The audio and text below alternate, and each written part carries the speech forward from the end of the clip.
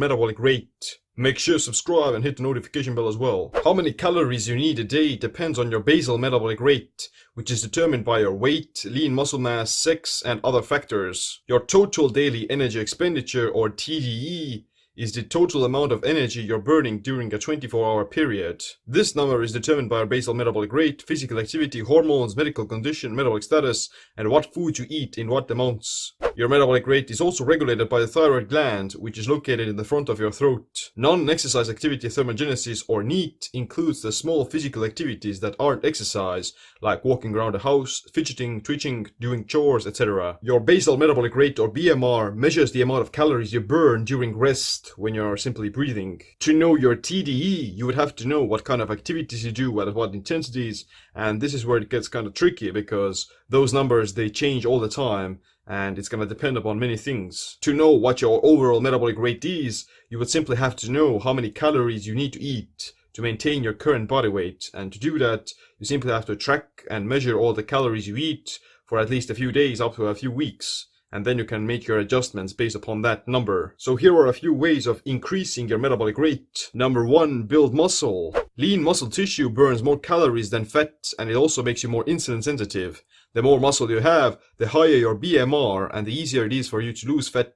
The best exercise for building muscle is resistance training, whether in the form of weightlifting, calisthenics, bodybuilding, or powerlifting. Compared to cardio, resistance training builds up your metabolism by increasing BMR and muscle glycogen. 2. Increase your protein intake. Digesting protein burns more calories than other macronutrients because of its higher thermic effect. The thermic effect of protein is 15 to 30%, carbs has 5 to 10%, and fat 1 to 3%.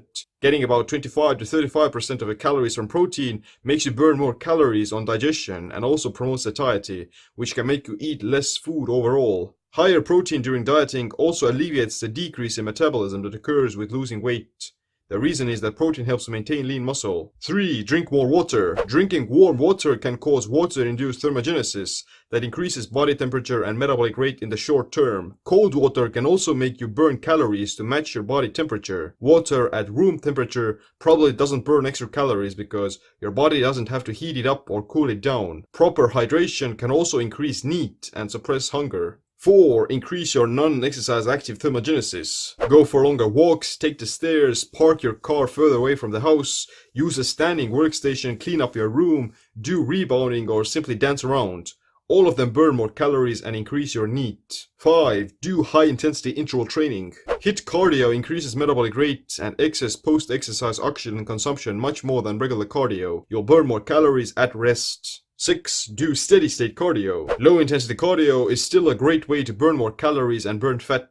You would just want to make it really easy and stay below 65% of your VO2 max, because that's where you'll start burning glucose instead of fat. Too much cardio at the anaerobic zone may slow down the metabolism. And 7. Get enough sleep. Sleep affects the metabolism by improving insulin sensitivity, increasing NEAT, and keeping the thyroid healthy. Lack of sleep promotes hunger, induces insulin resistance, raises blood sugar, and is linked with obesity. Diabetes. In reality, there is no fast or slow metabolism because all of them are dependent of your BMR, your TDE, and your NEAT. And all of those things can be regulated. Let's check out some more things that can increase your metabolic rate. Does coffee increase your metabolic rate? Studies find that drinking coffee increases metabolic rate by 3 to 11%. However, the thermic effect becomes less pronounced after a while as your body becomes more tolerant to caffeine. If you drink coffee all the time, then eventually your body will adapt and is going to decrease the amount of calories you burn from drinking coffee, so it's a good idea to cycle on and off coffee. You definitely don't want to be drinking it every day, and what I advise you to do is to simply use it as a pre-workout to boost your performance. You can also boost your metabolism with green tea or other herbal teas.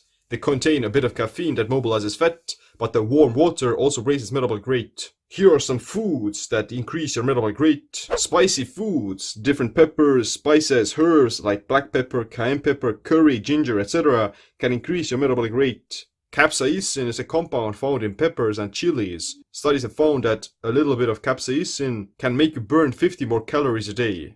Protein-rich foods are meat, fish, eggs, legumes, poultry, and beans. They also satiate you quite fast. The thyroid needs minerals like iron, zinc, iodine, magnesium, and selenium to function properly.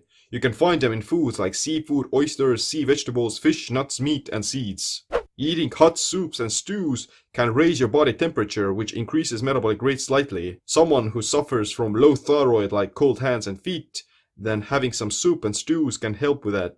Apple cider vinegar doesn't increase metabolic rate directly, but it promotes the activation of AMPK, which helps with the breakdown of fat.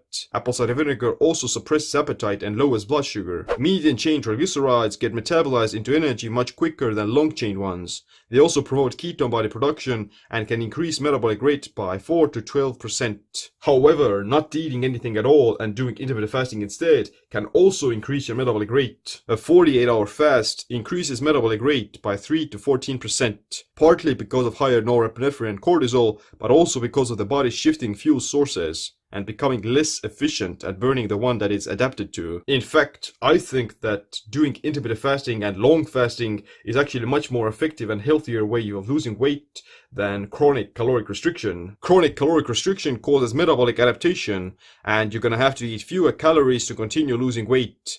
Eventually, you'll end up with a quote-unquote slow metabolism. Intermittent fasting maintains a higher metabolic rate while dieting. It can help you to maintain more muscle and burn fat while fasting.